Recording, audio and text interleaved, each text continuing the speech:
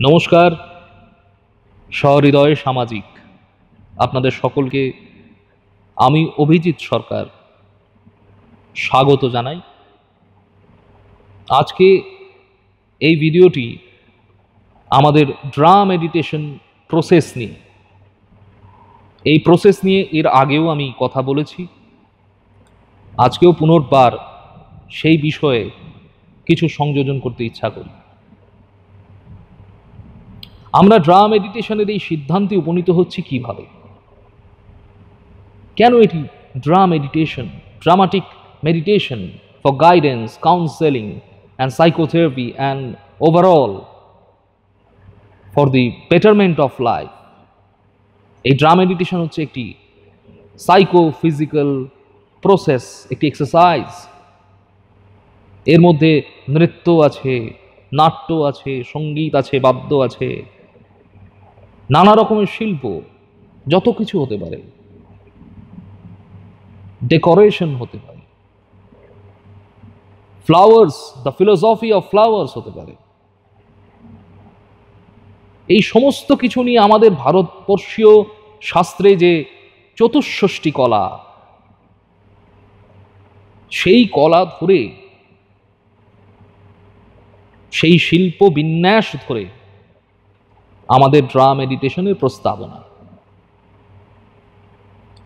আমরা প্রথমত ভাবতে চেষ্টা করেছি যে মানুষ প্রথম আর্ট বিষয়টাতে কিভাবে উপনীত হয়েছিল, বা এই আর্ট মানুষের জীবনে কিভাবে প্রকাশিত হয়েছিল।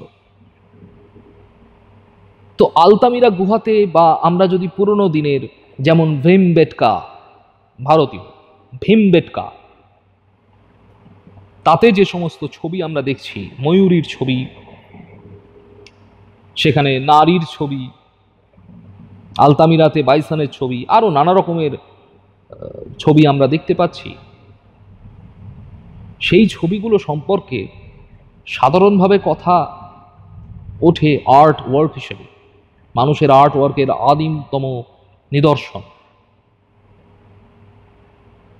আবার অনেকেই বলেন যে ওইগুলো নাকি তখনকার দিনের, যেহেতু তারা শিকারজীবী ছিল, তাই প্র্যাকটিসের জন্য সেগুলো আঁকা হতো। সেই শিকারের লক্ষ্য যে পশুটি, তাকে চিহ্নিত করার জন্য, বা টোটেম হিসেবে, গোষ্ঠী চিহ্ন হিসেবে সেই পশুটিকে আঁকা হতো। আমরা সহমত যে সত্য সত্যই কোনো ব্যবহারিক কারণ থেকে থাকবে, না হলে ওই পশুগুলো তো ওখানে আঁকার কথা নয়। কিন্তু প্রশ্ন ওঠে যে ওই আঁকাগুলোর মধ্যে অত যত্ন কেন, ওই আঁকাগুলোর মধ্যে অত লালিত্য কেন, অত লাবণ্য যোজনম কেন? এইখানেই মানুষের আর্টের যে প্রকাশের যে ইচ্ছা, মানুষ যা দেখছে তাই আঁকছে তা নয়, মানুষ তাকে পুনর্বিন্যাস করছে, পুনর্রচনা করছে, পুনর্বার তাকে সৃষ্টি করছে। তাই জন্য এটা সৃজন। সেই জন্য ওই বাইসন আর বাস্তবিক যে বাইসন, এই দুটোর মধ্যে একটা তফাৎ আছে। সেই তফাৎটা হচ্ছে ইন্টারপ্রিটেশনে। ওই যে মাঝখানে মানুষের বোধ বা বুদ্ধি বা মন নামক একটা বিষয় রয়েছে, সে একটা জিনিসকে ইন্টারপ্রিট করে সেইটাকে একটা পুনর্বিন্যাসে গঠন করছে। তাহলে এই যে প্রবণতা, এইটে আদতে সমস্ত মানুষেরই প্রবণতা। সমস্ত মানুষের অন্তর বহির্বস্তু বা বহির্জগতের সঙ্গে যা ইন্টারাকশন করছে, সেই সমস্ত লব্ধ জ্ঞান, সেই সমস্ত প্রাপ্ত অভিজ্ঞতা, সেই সমস্ত প্রাপ্ত ইমোশনস, প্রণোদনা, উত্তেজনা, এই সমস্ত কিছু সে পুনর্বিন্যাস করতে চাইছে বহির্মুখী। এইটা তার একটা বেসিক প্রবণতা।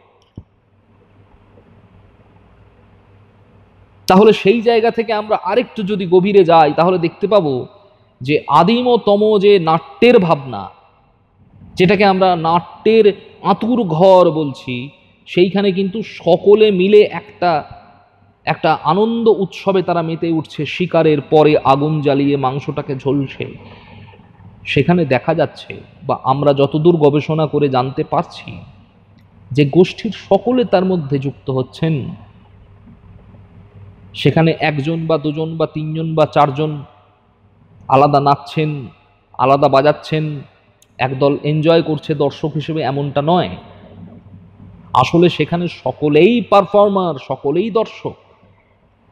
কেউ বাজাচ্ছে, কেউ নাচছে, কেউ গাইছে, এটার কোনো নির্দিষ্ট নেই। কেউ গাইতে গাইতে নেচে উঠতে পারে, কেউ নাচতে নাচতে বাজাতে পারে, বাজাতে বাজাতে গাইতে পারে। এরকম একটা সামগ্রিক মনোরঞ্জন, আত্ম সুখ তারা পাচ্ছেন ওই ওই পদ্ধতিটা থেকে। তাহলে এই হচ্ছে তার শুরু। এবং রাষ্ট্র কাঠামো, মানুষের সমাজ যত যত রাষ্ট্র কাঠামোয় ভেঙে গেল, অর্থাৎ নিচুতলা ওপরতলা এরকম তৈরি হলো, একটা রাজত্ব তৈরি হলো, রাজা প্রজা এই কনসেপ্ট এলো, তখন থেকে আর্টগুলো ভাঙতে শুরু করে। তবুও আমরা প্রাথমিক দিকে যখন গ্রিসের থিয়েটারকে দেখছি, তখন কিন্তু আমরা সেখানে আর্ট ফর্মটাকে ভেঙে যেতে দেখছি না। গ্রিসের থিয়েটারে কিন্তু, বা আমাদের ভারতীয় থিয়েটারেও কিন্তু, নাট্যশাস্ত্র যে থিয়েটারের কথা বলছে, যে নাট্যের কথা, বৃত্তির কথা বলছে, রূপকের কথা বলছে, সেইখানে কিন্তু আলাদা করে নৃত্য, নাট্য এই রকম করে আলাদা বিচ্ছিন্ন বিচ্ছিন্ন এক একটা প্রকোষ্ঠবদ্ধ বা এক একটা নির্দিষ্ট রেফারেন্স ফ্রেমের সাবজেক্ট আমরা পাচ্ছি না। আমরা আসলে সবটাকেই সম্পৃক্তভাবে দেখতে পাচ্ছি। কিন্তু সেখানে একটা একটা বৈশিষ্ট্যপূর্ণ একটা নির্দিষ্ট বিভাজন সমাজে এসে গেছে। যেহেতু রাজা প্রজা এসে গেছে, তাই সেখানে পারফর্মার এবং অডিয়েন্স বা স্পেকটেটর, এই বিভাজনটা আমরা পেয়ে গেছি, যেটা গ্রিসে অ্যাম্ফি থিয়েটারে হচ্ছে, ভারতবর্ষে একটা নাটমন্দিরে বা তার ত্রস্ত্র, বিকৃষ্ট চতুরস্র এই সমস্ত মঞ্চগুলোতে হচ্ছে। দর্শক আছে সেখানে, দর্শকের মধ্যে চতুর্বর্ণ আছে, সেই বর্ণ অনুযায়ী নাট্যের ভাগও আছে, সেটাও নাট্যশাস্ত্র বলে। কিন্তু এইটা প্রাইমারি স্টেজে মানুষের কিন্তু ছিল না, কারণ সব মানুষ প্রকাশ কম। এইবার আসুন, এই যে দর্শকে ভেঙে গেল, দর্শক পারফর্মার, এই দর্শক পারফর্মার থেকে ভেঙে যাওয়ার পরে এইটি আরও ভাঙল, পারফরমেন্সটা এবার ভাঙলো। এবার নির্দিষ্ট পারফরমেন্স চিহ্নিত, এইটা এইটা এইটা এইটা একটি বিষয়, নৃত্য, এই বিষয়টায় মাস্টার এ, তাহলে এই নর্তকী বা নর্তক বা নৃত্যশিল্পী, এইটা নাট্য, নাটক। তো এইটাই যে করবেন, সে নট, সে অভিনেতা, সে নাট্য নির্দেশক, সে নাট্যকার, এইভাবে বাদ্য, এইভাবে সঙ্গীত, এই সমস্তটা আস্তে আস্তে আলাদা আলাদা সাবজেক্ট হতে শুরু করলো। ঠিক যেভাবে আমাদের জ্ঞান যেখানে শুরু হয়েছিল, ধরুন বেদ, বেদ থেকে শুরু নয়, কিন্তু আমি একটা আদিতম নিদর্শন যদি পাই, আমরা তো সিন্ধু সভ্যতার সেরকম কোনো নথি আমরা করতে পারিনি, তাকে ডিকোডও করতে পারি তার ভাষা। আমরা আদিমতম জায়গা থেকে সব থেকে কাছের, অন্তত আমার ক্ষেত্রে সুবিধা হবে, আমি জানি মেসোপটেমিয়ানে আলোচনা করলে অসুবিধে আছে, ফলে আমার জানার আওতায় বেদ একটা প্রাচীনতম গ্রন্থ, এবং সেখানে জ্ঞানের সমাহার। সেখানকার শাসন প্রণালী বলুন, তখনকার চিকিৎসা, শল্য চিকিৎসা বলুন, তখনকার চিকিৎসা পদ্ধতি, তখনকার ফিলোসফি, তখনকার জিওগ্রাফি, তখনকার সায়েন্স, তখনকার হিস্ট্রি, সবটাই তো ওটার মধ্যে। এই সাবজেক্ট যত এই রাষ্ট্র কাঠামো ভেঙেছে, রাষ্ট্র কাঠামোর মধ্যে যে চিহ্নিতকরণ এসছে, সংজ্ঞায়িত সংজ্ঞাকরণ এসছে, নামকরণ এসছে, তত এগুলো বিচ্ছিন্ন হতে হতে আলাদা আলাদা সাবজেক্টে পৌঁছে গেছে। তাহলে আলাদা সাবজেক্ট আদতে কিন্তু প্রত্যেকটি সাবজেক্ট প্রত্যেকটির সঙ্গে ইন্টারকানেক্টেড, ইন্টার রিলেটেড। আসলে জ্ঞান ওরকম খুব খণ্ড খণ্ড জ্ঞান হতে পারে না, সবটার সঙ্গে সবটা জড়িয়ে থাকে। আমরা তাকে বিচ্ছিন্নভাবে দেখতে শিখেছি, কারণ আমাদের ব্যবস্থাপনার এই বিচ্ছিন্নতার জন্য। এইটে যত যন্ত্র সভ্যতা এগিয়েছে তত আরও বেশি বেশি ক্ষুদ্র ক্ষুদ্র পকেট, ক্ষুদ্র ক্ষুদ্র সেক্টরে ভাগ হয়ে গেছে। এইবার দেখুন, এই যে দর্শকের সঙ্গে পারফর্মারের ভাগ, এক তো পারফরমেন্স এই বিষয়টাই ভেঙে ভেঙে এমন একটা জায়গায় এসছে, তার মধ্যে একটা বাণিজ্যিকরণ, একটা আদান প্রদান বিষয় জড়িয়ে গেছে। পারফরমেন্স কথাটাকে আমি যদি তার নৃতত্ব খনন করে দেখি, এন্টারটেইনমেন্টের শব্দটা নৃতত্ব খনন করে দেখি, ভাষার নৃতত্ব হয়, সেটাকে খুঁড়ে খুঁড়ে তার মানে বের করতে হয়। সেই মানেগুলো আমি যদি এখন স্টাডি করি তাহলে দেখা যাবে তার সঙ্গে বাণিজ্যিক ইন্টারপ্রিটেশনগুলো ভীষণভাবে জড়াতে জড়াতে এসছে। কারণ একটা পৃথিবী জুড়ে একটা বাণিজ্যিকরণ, একটা ঔপনিবেশিক শাসনতন্ত্র চলেছে বহু বছর ধরে, একটা বাণিজ্যায়ন ঘটেছে গোটা বিশ্বের। ফলে এই শব্দগুলো আমরা পেয়েছি, আমরা সেগুলোকে ব্যবহার করতে শুরু করেছি। কিন্তু প্রসঙ্গ সেটা নয়। প্রসঙ্গ হচ্ছে যে এই যে বিভাজন, এই বিভাজন শুরুতে কিন্তু ছিল না। এই বিভাজন রাষ্ট্র কাঠামোর বদলের সঙ্গে সঙ্গে তৈরি হয়েছে। এবার দর্শক যখন একটা নাট্য ঘটনা বা একটা আর্ট ওয়ার্ক, একটা নৃত্য বা যাই হোক তিনি দেখেন, একটি সিনেমা সে যখন দেখেন, এখন সিনেমা দিয়ে উদাহরণ দিলে সেটা সুবিধা হবে, তখন আদতে কি ঘটে? ওই যে প্রথমেই বলেছিলাম যে মানুষের একটা বেসিক একটা ভাবনা চিন্তা করার একটা নির্দিষ্ট ওয়ে অফ থিঙ্কিং আছে। মানে কোথাও মানুষ বিচ্ছিন্ন সিঙ্গুলার ইন্ডিভিজুয়াল হলেও সে তার একটা অংশ তো ইউনিভার্সালও। হাসিতে কান্নায় রাগে দুঃখে সে তো আমেরিকা বা ইথিওপিয়া মানুষটার সঙ্গে খুব দূরবর্তী নয়। এই যে মৌলিক মনুষ্যত্বের জায়গা থেকে আমরা তো ইউনিভার্সাল। তাহলে দর্শকও আদতে কিন্তু অভিনেতা যা করছেন সেইটারই একটা অন্য ফর্মে সেইটাই ঘটান। কি ঘটান? প্রথমে আপনি যখন সিনেমা হলে যাচ্ছেন তখন আপনি আপনার প্রিয় হিরোটিকে, প্রিয় নায়ক নায়িকাকে দেখতে যাচ্ছেন।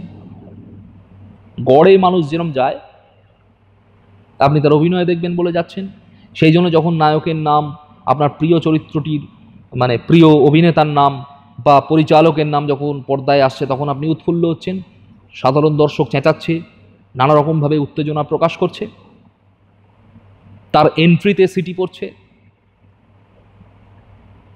এইবার ধীরে ধীরে ভাবুন তো, এই যে চিৎকার চেঁচামেচির একটা আবহ হলে তৈরি হচ্ছে, অডিটোরিয়ামে বা থিয়েটারে তৈরি হচ্ছে, এইটা ক্রমশ আস্তে আস্তে নিস্তেজ হয়ে আসে। একটা সময় আপনিও জানতে পারেন না যে কখনোই হলটা চুপ করে ওই নায়কের দুঃখ দুর্দশা, নায়কের স্ট্রাগল, নায়কের সমস্ত বিরহ বেদনা, অপমান অত্যাচার এইসবের সঙ্গে একাত্ম হয়ে গেছে কখন।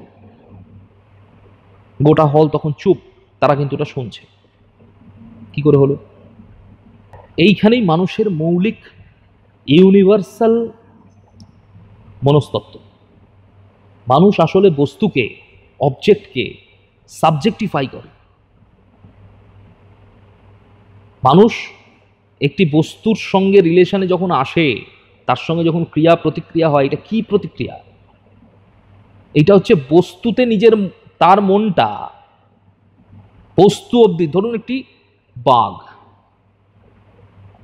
বাঘ দেখে আমি যে পালাচ্ছি, বা বাঘ আমাকে খেয়ে ফেলতে পারে এই জন্য আমার ভয় হচ্ছে, এইটে ঘটার জন্য আমার মনটা বাঘ অবধি বা বাঘের সত্তা অবধি, আমার মনের একটা অংশ বিশেষ ওই অবধি পৌঁছচ্ছে। আমাকে একটা অংশ বাঘ হয়ে বলছে যে এটা আমাকে খেতে পারে, আর একটা অংশ বলছে আমি খাদিত হতে পারি। এই যে মন চট করে বস্তু বা বহির্বিশ্ব বা বাইরের কোনো ঘটনার প্রতি সে ইনভলভ হয়ে সেটার মধ্যে সে ঢুকে পড়তে পারে, এবং এইখানে তার একটা দ্বৈততা রচনা হয়, একটা ডুয়ালিটি রচনা হয়। আমি একাধারে আমি এবং আমি একাধারে অপর, যেটা অভিনেতাকে দিয়ে দেখলে বুঝতে পারবেন যে আমি যখন হ্যামলেট করছি, তাহলে এই আমি এই মনের একটা অংশবিশেষ হ্যামলেট অবধি পৌঁছচ্ছে, তার তার দ্বন্দ্ব, তার অস্তিত্ব, তার রাজকীয়তা, তার পরিবেশ, তার গিভেন সার্কামস্ট্যান্সেস, এই সমস্ত কিছুতে আমাকে পৌঁছতে হচ্ছে, তার লজিকে, তার আর্থসামাজিক প্রেক্ষাপটে। সেই সেই সময়কার ডেনমার্ক হোক বা আজকের ভারতবর্ষ হোক বা আমেরিকার কোনো মঞ্চ হোক, যে কোনো সমাজ ব্যবস্থায় দাঁড়িয়ে আপনি যখন করছেন, তখন আপনি একটা সমাজের প্রতিভূ, হ্যামলেট একটা সমাজের প্রতিভূ। তাহলে দুটোর মধ্যে একটা মিথস্ক্রিয়া ঘটে। এই মিথস্ক্রিয়াটা কে চালায়? হ্যামলেট তো চালাতে পারবে না, সে তো অবজেক্ট। হ্যামলেট তো আপনার মধ্যে আসতে পারবে না।